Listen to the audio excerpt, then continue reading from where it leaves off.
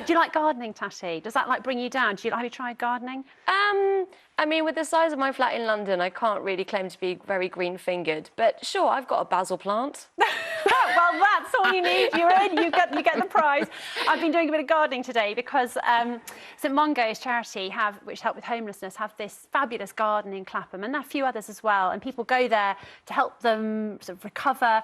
And the comedian Kerry Godliman, who I know from Afterlife, who did some gardening videos for us during lockdown, she went to take a look and to spread the love of gardening. Let's take a little look. I don't really know what I've done wrong. I've always done something wrong. I wonder if it was the lack of rain in June. Yeah, it's not my fault. Someone else's fault. Comedian Kerry Godliman is used to seeing the funny side of life, but even she has her limits in the garden. Oh, well done. What's your biggest pest in the garden? Slugs. I hate them. And I don't want to hate them because everybody's welcome, but not them. They're not welcome. And they ruin it. I'm not allowed dahlias, it seems, because they spoil all the fun. Just spoil all the dahlias. I'm like... Thankfully then, just bees here today in Clapham at a garden that St Mungo's used to help people recover from homelessness or other problems.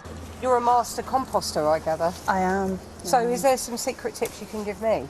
Avid gardener Kerry hasn't just come for advice, but rather to see how it's helped people like Lily, who used to struggle with alcohol. She's now known as the Queen of Compost. The main thing was when I started here, I couldn't cope with being around people. Yeah. And compost was just a place where I could be on my own. Quiet corner, compost corner. Yeah. Oh, it's brilliant. It made pals with...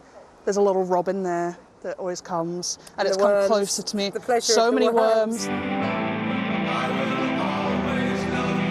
Kerry is known for TV shows such as Afterlife with Ricky Gervais, but during lockdown she also did a gardening video for us showing how much it helped her through that time. Got a squash in there. I just couldn't wait any longer. I know it's a bit early, but I just thought I'm going for it. I'm just going to get a squash in. It gives you a sense of connection to the earth. It gives you a sense of bigger things. It made me feel like I had a job to do, a sense of purpose. This garden for Lily has been... kind of life-changing, actually. Is it? Yeah. The project is called Putting Down Roots, and in a nutshell, this is how it can help. I think if people learn to nurture plants, it helps them to nurture themselves. And how are your beans looking? Well, I haven't done beans this year, and I'll tell you why. Because when I've done beans in the past, I don't harvest them. Because they're so pretty. I'm not brilliant at harvesting. I just leave things. I'm like, oh, look, I grew that. And then It goes to show gardening has endless gifts, sometimes where you don't expect them. Oh, she's lovely, isn't she? Yeah. You love gardening, don't you? How's the allotment going? Oh, Carolyn, are you sitting comfortably? Well, loads of currants. They're doing brilliantly, and the rhubarb's still going strong. Potatoes are coming up, although the leaves look a bit funny.